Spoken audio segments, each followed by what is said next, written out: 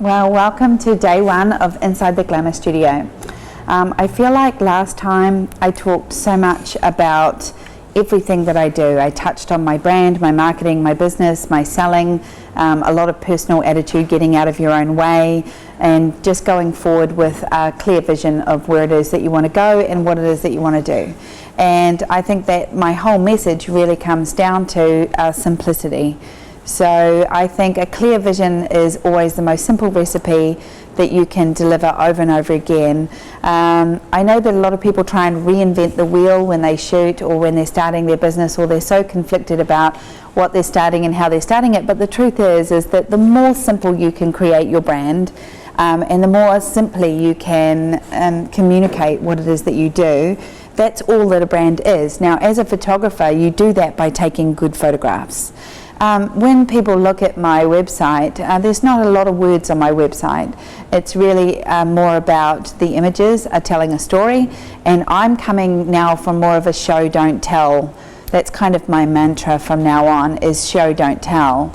I don't really want to, choke people up with words about an experience that they can have when they can visually see it. And I am incorporating a lot more video into my advertising and marketing. So this morning I want to show you something that I've learned over the last 20 years that I taught myself, and it's called flow. It's just flow technique and flow posing. It's the idea that you can create a shoot and just flow through it by moving somebody else's body and right down to the last direction. Now, as you know, seeing me shoot, I just don't leave people out there on their own. I'm very, very controlled in my direction, and it's okay if that's your style, to be more fluid and freestyle, then that's not a problem. You can stay with that, but I need you to still give them more direction on how they should look and where their body should be, because you want your client to look the most beautiful they can look, and you want to save yourself editing time. That is the most important part. So for me, I'm going to do this next hour uninterrupted. I'm going to attempt 100 poses. I feel like I'm doing the Guinness Book of Records. Sue Bryce is going to attempt 100 poses in an hour, and I had 3 hours sleep last night, and I was dreaming about posing, and then I dreamed about Nicolas Cage, which is really weird. But so the idea is I just want to show you so you can just watch how I would flow through a shoot and how often I change and when I change. And you guys have got a counter, so when you think I've taken a shot that's really beautiful, I move around. Now, just so that we're on the same page, I deem any change in hands and composition as being a new pose. So I look at it in 3 different ways. I change my composition, so I can either come forward or backwards with my zoom. I'm going to shoot this on the 24-105, which gives me a different crop in camera, because I do not shoot more than one image in the same crop. I can go left or right and up and down within my frame, because that gives me a different composition. Number 3, I can move 180 degrees around my client. Generally, if they're on a backdrop, I get usually, or a wall, I get around 180 degrees movement. So and then 4th, I can make them move their body and their hands by directing their movement.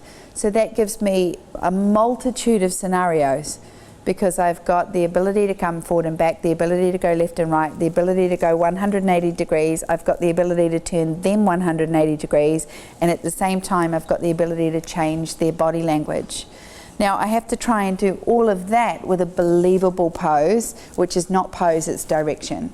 Okay, so it's not about posing, it's about directing to a true body language, to something that I believe they would actually do.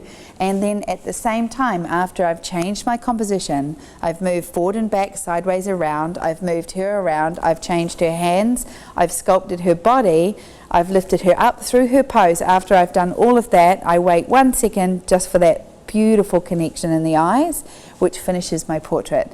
So this is something that takes a lot of practice, but it's so incredible to watch, because it's such a small movement.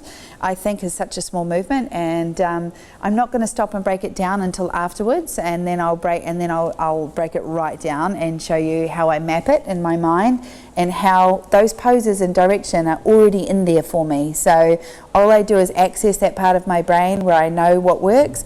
There are certain poses that don't work with certain body types. So there's certain things I would avoid if I had a different body type in there, but I only have one girl to try this on. I've just met Rose. Simona's done a beautiful hair and makeup of her, and she's never posed for us before or anything like that, so she's just coming in fresh, just like a client would, and we're just going to work her body and see what we can get out of her over an hour, and you guys get to watch that unfold. So when I try and flow pose, my idea is, as I started as a photographer, I was always stuck by one thing. How do they fill the frame with arms and legs and still make them look long like they're models? Because I noticed that when real people brought their arms and legs up into the frame, everything just shut down and there didn't seem to be anything flattering about the body. So I slowly learnt that I could bring arms and legs into the frame and fill the frame up, but still keep the body long and slim the body down. So that's something I learnt and really just practice and practice. And it's something nobody ever showed me. And yet it's such an easy thing to do, so I can't wait to show you that today. But the whole point of shooting multiple poses in one scenario is that you sell multiple images. Okay, and you have a very short window of time when you're photographing people in the studio. Two reasons. One is you might have 2 shoots a day, and the other one is you don't want to be posing someone for 3 hours. As soon as people get hungry, they get tired. And they don't want to stop the shoot and eat food because then they get mellow. You want to keep that energy going for as fast as you can. My favourite shoots are always in the morning. Fresh face, 9 a.m, 10 o'clock in hair and makeup, 10:30 shooting, out of there by 12. Take my client to lunch, go for a coffee, and then they've got the rest of the day to feel gorgeous. I've got the rest of the day to edit and prepare my viewing. So I want to be functional. I want to be fast. I want to suit the client's schedule. I want to suit my light schedule. I know that when you're in one room with one window, you get a very small amount of time to shoot. So I've got to get in, I've got to get out. I've got to make it fast, but still a pamper session and not let it drag on for too long. But most of all, I want to deliver on every time I'm taking a shot. Over the next 2 days, I'm going to teach you, I want to shoot 30 and sell 30. So the only way you can shoot 30 is to shoot 30 different images, and the only way you can shoot 30 different images is to direct your client. Somebody asked me the other day, what is the secret to directing or posing clients? And I said the secret for me is confidence and direction. Confidence and direction. I have photographed thousands of women, and I very rarely get a woman that can move on her own, maybe 1 in 1,000. That can actually move like a model or move on her own or what she thinks is a good movement. So I find that most people are very awkward in front of the camera and cannot move at all. That's why I do not leave it up to them, and I do not want to shoot 300 images to get 10 good ones. Okay, I want to shoot 60 images and nail 30 amazing shots. And I want to do that within an hour and a half, if not less. You know my rules because I say it on my website. Every time I speak, I say it. Every time I do a presentation, my last Creative Live, I worked you through all the rules. It's chin, shoulder, hands. Chin, shoulder, hands. I can tell how good you are by that chin, that shoulder, and that hands. That chin is about lifting and slimming. That shoulder is about connecting and body language. But those hands tell me everything because the hands don't lie. Fist, claw, thunderbird. Remember? Fist. And somebody told me the other day, Americans don't know what the thunderbirds are, and yet you all laughed so much when I did the thunderbird because the thunderbird was an English program that we grew up with, and my American friends were like, we don't know what the thunderbirds are, and I was like, but everyone was like, double thunderbird, and they're like, no. And I was like, oh my God, yeah, so thunderbirds are go. No. All right, so the double thunderbird, you obviously got it. Those hands for me are probably what I call your advanced level. That's when I kind of feel like you guys have hit advanced level, when you can direct people that can't move hands. And if you can direct hands, then I think you can really nail beautiful images.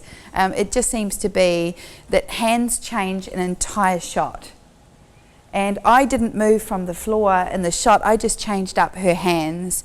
And I could have moved left, right, and out 180 degrees and mixed up the shot. But just by simply changing a left hand, a right hand, bringing it up to the face, up to the hair, up around the face, never on the face, never pushing the face, never sitting with the chin here so the chin is up. You bring the hand down and you let the chin fall into a cup, and it just cups the face.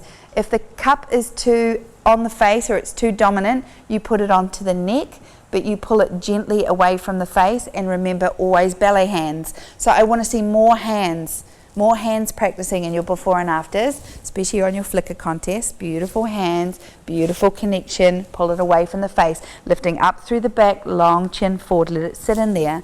I want to see more movement of hands. Don't show me 8 images that are the same with a different smile. Work your hands. But what I'm seeing is a lot of images from the first workshop are coming back like this. I'll see a pose and I'm seeing a hand like this. Okay? This is called what I call gratuitous hands. It would have been a better shot if there hadn't have been a hand in there at all. You just put a hand in there because you were trying to do your touch points, and it doesn't work. So don't bring a hand up into your shot unless you can make me believe it's actually a body language. We don't pose, we create body language. Okay, so we don't pose our hands in any way, shape or form that look like poses anymore. Those days are done. We only create poses that create body language in our image, that it's something I would actually do, that it's something that I believe. Okay, so you have to make me believe that with the hands. So chin, shoulder, hands, hourglass. We're always trying to define an hourglass. Lean girls want some booty and boobs. Curvy girls want a nice clipped waist. We're always trying to create a feminine line in the woman's body. Body language. Everything I do about posing, I try to make it about body language. So I want you to start now posing and directing and making me believe all of that body language, making all of that work. That to me is what I want to teach you over the next 3 days. Because I know when we talk about connection and we talk about connecting our brand and the connection of what people read in our brand images, I know that my photographs must tell a story in some way because people identify with them, and that identification brings me work. So I don't need to say, look at how beautiful these women are and connected they look and feel. I don't need to say it. The images already say it, so make me believe it. And if I can see it in your work, then obviously I'm going to be attracted to your brand. And always asymmetry. We're always looking for asymmetry. We're always shooting with asymmetry. We're going left and right. As a photographer, everybody has their own style of shooting. I definitely like to shoot a nice close crop to the top of the head. That's my magazine style. I've been really challenging myself over the last 2 years to shoot horizontally because of video, and shooting with a lot of negative space above, which I don't normally do. So I don't care how you shoot your composition. I just want the girl in your image to just be speaking to me. So whatever you shoot, if it's not my composition or it's not my glamour style, if you're in a field or in an alleyway, just do your style, but look at what that girl is doing and make sure she is doing chin, shoulder, hands, hourglass, body language, asymmetry, and of course connection, because if you have no connection, you have nothing. I'm seeing beautiful work come through with zero connection from the girl to the camera, and that's what I want to show you these next 3 days. You nail that for me and your work will just triple. It's just amazing. Without connection, you have nothing. Posing rules, these are my rules, and this is what I've stuck to, this is what I've learned, this is how I flow, this is how I've built my business and brand. The more simple you can make this, the more money you can make. Now, photographers have been saying to me, I've been doing all your poses and I'm getting a little bored. It's been 5 months. And I said, oh, okay, so what are you making, $10,000, $20,000 a week, repeating all these poses? And they're like, well, no. And I was like, well, the idea is it's a recipe, and you repeat that recipe over and over again. When you get a little bit bored, that's when you're making money, because that means you're nailing it over and over again, and that means you have a product and a brand. Now, for the people that are like, I don't want to work like that, I want to create something new for every person who walks in the door, good luck with that. The idea was that I created a system, and a system works so well in terms of bookings, money, and income for me, because I want to tie in everything. I want to create a brand that works for women and a brand and a business that works for me. I want to make money doing this. I don't want to struggle doing this. And I love doing it. When I get bored, I remind myself of 2 things. I remind myself it's not about me, it's about the person I'm connecting with, and then I just reconnect with them.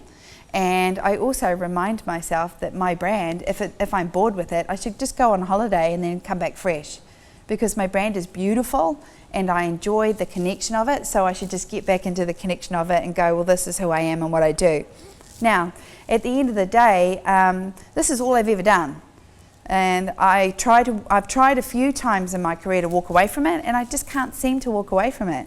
It just seems to work, and I seem to love it. So is there anything better in the world than getting up and doing something you love? I mean, there's days where I hate it, you know, but that's generally because I've lost my connection. Just got to get straight back into it.